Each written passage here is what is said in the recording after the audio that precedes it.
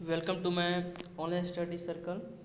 दोस्तों, हमने कल बुद्धि के बारे में पढ़ा था कि बुद्धि क्या होता है और बुद्धि की क्या क्या परिभाषा है, क्या उनकी अर्थ है। जैसे कि बुद्धि जो होती है वो समस्या समाधान करने की योग्यता होती है, अमूर्त चिंतन करने की योग्यता होती है, बहुत सारे सामर्थ्यों का समूह होते हैं। वो बहुत हमने बुद्धि के बारे में बताया।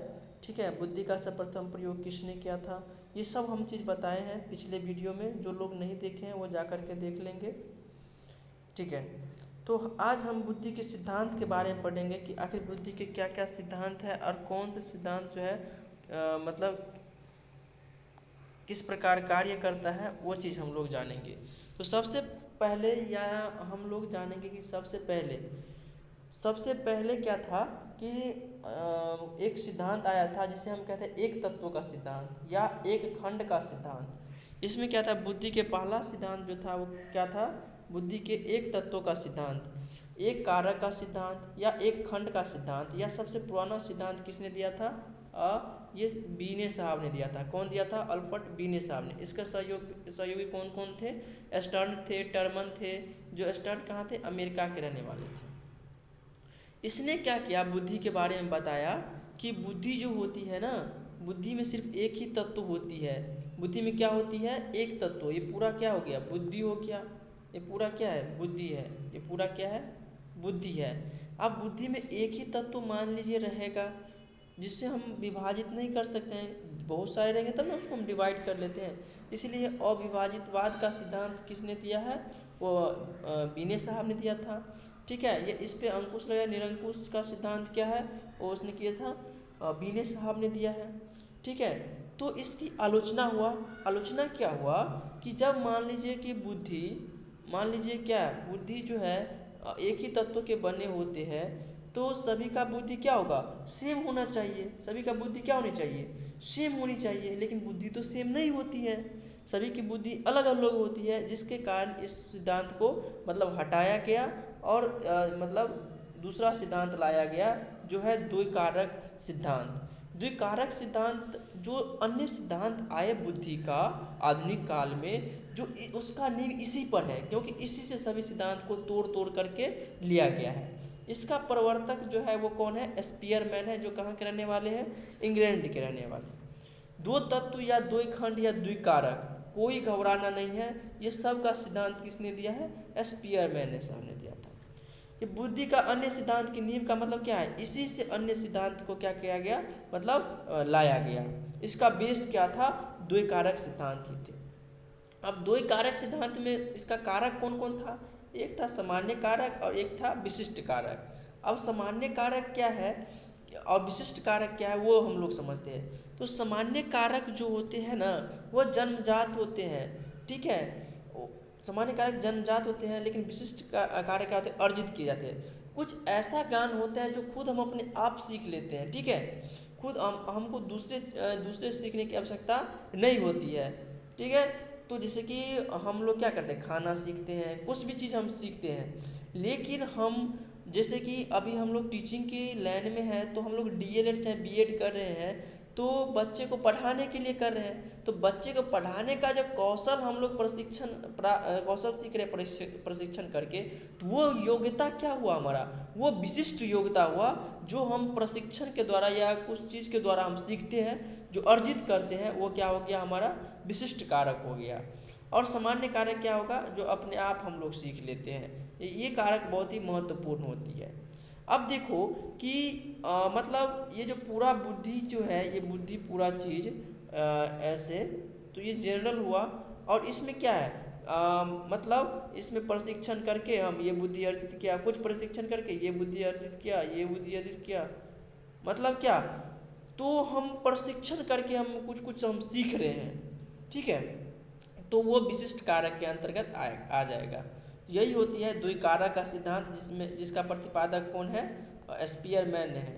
तो इसमें कुछ क्या किया, स्पीयरमैन साहब ने कुछ संशोधन किया और एक त्रिखंड का सिद्धांत लाया। त्रिखंड का सिद्धांत क्या था कि दो सिद्धांत तो यही थे, सामान्य कारक और विशिष्ट कारक। एक सामूहिक कारक को ऐड किया, बस यही है तीन तत्वों में।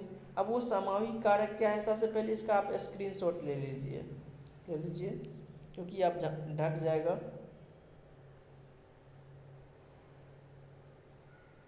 ठीक है, अब हम दूसरा पेज लाते हैं यहाँ से।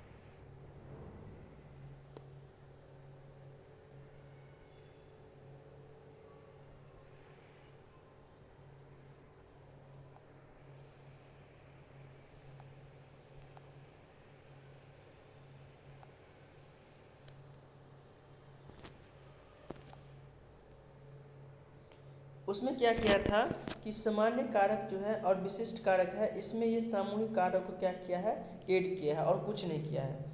जैसे कि जनरल फैक्टर हमने ये बताया और ये स्पेसिफिक फैक्टर है। इस जो बीच वाला जो पार्ट है ना, ये पार्ट क्या कहलाएगा, सामूहिक कारक। बस जो सामूहिक कारक क्या होता है कि कुछ पार्ट उसको जनरल होता है और कुछ पार्ट अर्जित किया जाता है, तो वो सामूहिक कारक के अंतर्गत रख दिया। क्योंकि कुछ हम लोग अपने आप सीखते हैं, कुछ अर्जन करके सीखते हैं, कुछ दोनों के मिला करके हम सीखते हैं, तो वो सामूहिक कारक के अंतर्गत आता है। अब बहुकारक सिद्धांत क्या होता है? बहुकारक के सिद्धांत मतलब बुद्धि जो होती है वो एक कारक या दो कारक या तीन कारक के मिलकर के नहीं, वो बहुत सारे कारकों के मिलकर के बने होते हैं। इस सिद्धांत का प्रतिपादक जो है वो किसने किया है? थॉर्नडाइक साहब ने किया है। ठीक है, इसे हम बालू का सिद्धांत भी कहते हैं, इसे परमाणुवादी सिद्धांत भी कहते हैं, क्योंकि बालू बहुत सारे रेत से मिलकर के बना होता है, परमाणु जो होते हैं बहुत सारे अणु से मिलकर के बना होता है। इसी प्रकार जो बुद्धि होती है, देख रहे हैं ना, ये डॉट डॉट डॉट डॉट ये सब मिलकर के क्या होते हैं, बुद्धि का निर्माण होता है। अब देखिए कि बुद्धि का जितना भी निर्माण होता है तो बहुत सारे अणुओं से मिलकर के, इसी प्रकार बहुत सारे अणुओं से मिलकर के जो परमाणु बनता है, उसी प्रकार बहुत सारे कारक मिलकर क्या करता है, बुद्धि का निर्माण करता है। और यही कारक का सिद्धांत किसने दिया है? थॉर्नडाइक साहब ने दिया है। कोई कंफ्यूज नहीं होना है, क्योंकि बहुकारक के सिद्धांत और मतलब बहुबुद्धि का सिद्धांत अलग अलग है। बहुबुद्धि का सिद्धांत गार्डनर साहब ने दिया है और ये थॉर्नडाइक साहब ने दिया है। ठीक है, जिसमें उभयनिष्ठता बेटर रहेगा उसको सीखने की योग्यता बेस्ट रहेगी। मतलब क्या करेगा, एक दूसरे में क्या करेगा, समानीकरण करेगा, दोनों मिला करके देखेगा और दोनों को मिलाया तो उभयनिष्ठ हुआ। समूहकारक के सिद्धांत क्या होता है? ये लुईस थॉर्स्टन साहब ने समूहकारक सिद्धांत दिया था। इस सिद्धांत का प्रतिपादन किसने किया? थॉर्स्टन साहब ने दिया था। कि इसने कुल जो है वो 7 जो होते हैं ना कारक बताया, 7 कारक बताया। अब 7 कारक क्या है वो हम लोग जानेंगे। और प्रत्येक जो कारक होते हैं ना, एक दूसरे से क्या होती है, वो अलग होते हैं, मतलब सेम नहीं होते हैं। तो उसने बुद्धि को क्या किया, 7 भागों में डिवाइड किया। तो 7 भागों में बुद्धि को किसने भागा था? लुईस थॉर्स्टन साहब ने भागा था। समूह कारक सिद्धांत के प्रतिपादक कौन है? लुईस थॉर्स्टन साहब है। ठीक है, जो पहला कारक क्या है, पहला फैक्टर जो इसका है वो आंकिक कारक। आंकिक कारक से हम लोग संबंध रखते हैं कि गणना संबंधी या अंकों की पहचानने की क्षमता जिसमें बेटर रहेगा, जिसको मैथमेटिकल कैलकुलेशन बेटर रहेगा, वो आंकिक कारक के अंतर्गत आएगा, उसके पास आंकिक बुद्धि बेटर है। शब्द कारक, जिसको शब्द की पहचानने की क्षमता अधिक रहेगी, वो शाब्दिक कारक आ गया। स्थानिक मतलब कल्पना करने, यदि या दैसिक, यदि कल्पना करने की क्षमता जिसमें ज़्यादा होगा उसके अंतर्गत किसकी बुद्धि होगी? स्थानिक बुद्धि या दैसिक बुद्धि। जैसे कि चित्रकार कल्पना करके क्या करते हैं, कोई चित्र बनाते हैं, तो उसके अंदर क्या होती है, स्थानिक कारक होती है। इसमें कोई कन्फ्यूज़न नहीं है, इसको स्क्रीनशॉट आप ले लीजिए बेटर रूप से। बहुकारक सिद्धांत किसने दिया है? थॉर्नडाइक ने दिया था। समूह कारक सिद्धांत किसने दिया है? लुईस थॉर्स्टन साहब ने दिया था। इसका 3 कारक हम लोग पढ़ चुके हैं, स्थानिक या दैसिक कारक। पहला है आंकिक कारक जो नंबर से रिलेटेड होती है, शब्दिक कारक जो शब्द से रिलेटेड होती है, स्थानिक कारक जो कल्पना से रिलेटेड होती है। इसको आप नोट कर लीजिए। चलिए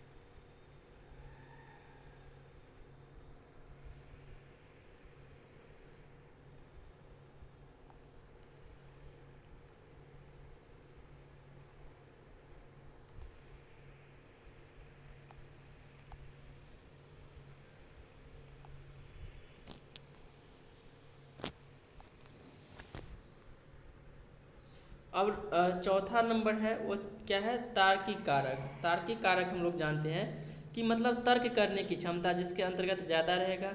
क्या करता है कि तर्क करके समस्या को समाधान करता है। ठीक है, तर्क वितर्क करता है कि कौन सी समस्या को किस प्रकार से हम समाधान कर सकते हैं या इस परिस्थिति में हम कैसे निपटे। तो ये चीज़ करने की क्षमता जिसमें ज़्यादा होता है वो उसे हम तार्किक कारक कहते हैं। शब्द प्रभाव मतलब बोलने की क्षमता। तो बोलने की चालाकी क्या होता है कि कैसे हम सामने वाले को बोल के क्या करते हैं, मोहित कर ले। तो वो बोलने की क्षमता जिसके अंतर्गत अच्छे रहते हैं वो क्या कहलाता है, ये शाब्दिक प्रभाव। ये कारक किस में होता है, अभी फिलहाल की बात करें तो नेता में लोग में ये काफ़ी होता है। जब इलेक्शन का टाइम होता है तो चालाकी से बोल करके वोट ले लेते हैं, फिर बाद में आपको दिखा देते हैं, ये चीज़ होती है। स्मृति कारक क्या होता है कि जो जिसको याद करने की जो क्षमता ज़्यादा होगा उसके अंतर्गत स्मृति कारक होती है। और प्रत्यक्षात्मक गतिशीलता कारक जो क्या होता है कि जब बच्चों को सामने में हम बैठा करके पढ़ा रहे हैं ना तो तुरंत उत्तर दे देता है, तुरंत सीख लेता है, तो वो प्रत्यक्षात्मक गतिशीलता कहलाता है। ठीक है, तो समूह कारक सिद्धांत में कितने कारक दिया है, टोटल 7 कारक। इस सिद्धांत के प्रतिपादक कौन है, लुईस थॉमसन साहब है। पहला क्या था, आंकिक कारक था। दूसरा शाब्दिक कारक था। तीसरा क्या था, तीसरा देखिए, तीसरा क्या था, अस्थानिक कारक।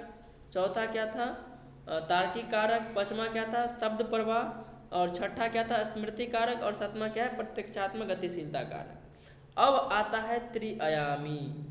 एक हम त्रिखंड का सिद्धांत पढ़े थे, अब ये हम त्रिआयामी पढ़ रहे हैं। तो कोई कन्फ्यूजन नहीं लाना है क्योंकि इसमें 3 आयाम से मिल करके बना था, उसमें 3 खंड था, इसमें 3 आयाम की बात, 3 बीमा की बात। त्रियामी का सिद्धांत या बुद्धि की संरचना का सिद्धांत, ये सब का सिद्धांत किसने दिया था, जेपी गिलफोर्ड साहब ने दिया था। कितने ईस्वी में दिया था, 1967 में दिया था। ये चीज़ हमको ध्यान रखना है कि त्रिविमीय का सिद्धांत या त्रिआयामी या त्रिखंड या बुद्धि की संरचना का सिद्धांत किसने दिया है, जेपी गिलफोर्ड साहब ने दिया है। इसने बताया कि बुद्धि के कितने आयाम होते हैं, 3 आयाम होते हैं। 3 आयाम पर क्या होती है, बुद्धि आधारित होती है। बुद्धि कितने आयाम पर आधारित होती है, 3 आयाम पर आधारित होती है। पहला क्या है इसमें, पहला इसने बताया कि संक्रिया, दूसरा विषय वस्तु और तीसरा क्या है, परिणाम या उत्पाद। तो इसको हम इस प्रकार से समझ सकते हैं कि विषय वस्तु को हम फर्स्ट ले लेते हैं। देखो विषय वस्तु को फर्स्ट ले लो क्योंकि पहले होता है विषय वस्तु, तो हम विषय वस्तु को फर्स्ट नंबर में हम ले लेते हैं, दूसरे को संक्रिया में और तीसरे को परिणाम में। इसको पहले हम एग्जाम्पल के द्वारा समझते हैं। जैसे कि हम लोग मान लीजिए कोई खेती करते गेहूँ का, तो गेहूँ का जब हम खेती करते हैं तो क्या करते हैं, जो पौधे होते हैं उसको हम पहले क्या करते हैं, काटते हैं, फिर उसको क्या करते हैं, थ्रेशरिंग करते हैं, फिर उससे क्या होता है, दाना निकलता है। इसी प्रकार तीनों काम करता है कि जो पहले विषय वस्तु क्या करेगा, विषय वस्तु से विश्लेषण करेगा, विषय वस्तु पढ़ेगा, ठीक है, फिर उसका मतलब अपने अंदर में उसको विश्लेषण करेगा, क्या अच्छा है क्या बुरा है उसके बारे में सोचेगा, और जो बढ़िया है उसको वो उत्पाद करेगा। तो ये चीज़ क्या कहलाती है, वो 3 आयाम में डिवाइड किया है। इस प्रकार से एक आयाम ये एक्स एक्सिस, एक आयाम ये हो गया, एक आयाम इसका ये हो गया और एक आयाम ये हो गया। तो पहला क्या है, पहला इसने लिया है विषय वस्तु को। पहला क्या लिया है, देखिए विषय वस्तु फर्स्ट में है। इसको किसने भाग में बांट दिया है, विषय वस्तु को 4 पार्ट में बांट दिया है। 1 पार्ट ये हो गया, तो इसका 2 पार्ट, 3 पार्ट, 3 पार्ट। अब हम काउंटिंग करें तो 1 2 3 4 पार्ट हो गया।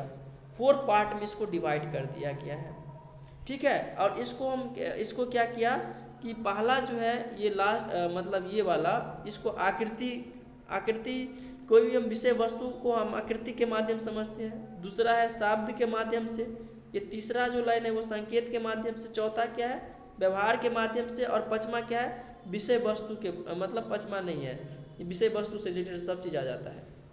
इसमें 4 ही कारक था, ठीक है, 4 कारक है। तो पहला जो है वो आकृति था। पहला हम कोई विषय वस्तु जो हमारे सामने प्रस्तुत होती है तो क्या होती है, वो आकृति में प्रस्तुत होती है, उसको शब्द के द्वारा हम ग्रहण करते हैं, संकेत के द्वारा हम या तो सीखते हैं या व्यवहार के द्वारा सीखते हैं। तो विषय वस्तु को हम 4-5 पार्ट से, यहाँ से एक क्वेश्चन बनेगा कि त्रिविमीय में विषय वस्तु में कौन कौन चीज़ को नहीं शामिल किया गया है। तो विषय वस्तु में 3 चीज़ दे देगा और एक चीज़ नहीं देगा, जो मान लीजिए व्यवहारिक दे दिया, सांकेतिक दे दिया, शाब्दिक दे दिया और मूल्यांकन भी दे दिया। तो मूल्यांकन इस विषय वस्तु में शामिल नहीं है, तो वो ऑप्शन होगा मूल्यांकन। इनमें से कौन विषय वस्तु में से संबंधित नहीं है। ठीक है, तो इसका टोटल कितना पार्ट हो गया, 1 2 3 4, इसका 4 पार्ट हो गया। कितना पार्ट हो गया, 4 पार्ट। अब ये जो लिया गया है ना, ये देखिए, इसको फिर क्या किया, इसको 5 भाग में बांट दिया है।